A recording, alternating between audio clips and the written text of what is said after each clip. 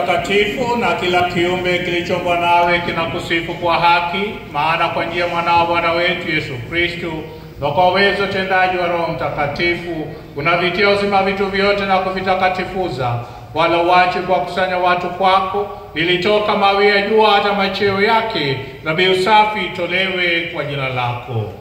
Basi ye Bwana, tunakusihi kwa unyenyekevu vipaji hivi ambavyo tunakutolea, ili uvitakase, upende kuvitakatifuza kwa Roho huyo huyo, ili viwe mwili na damu ya mwanao Bwana wetu Yesu Kristo, aliyetuamuru kuadhimisha mafumbo haya.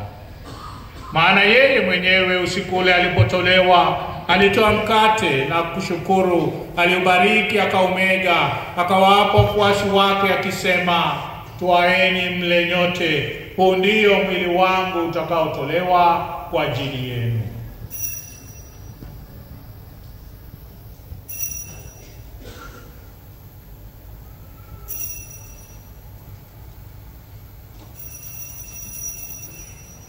Fumbo la imani.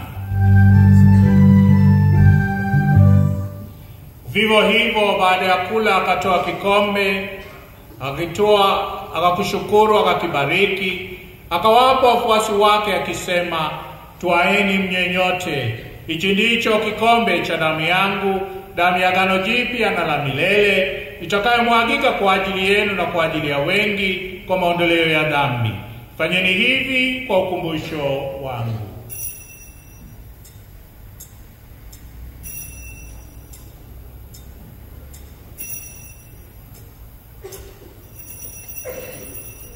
Fumbo la imani.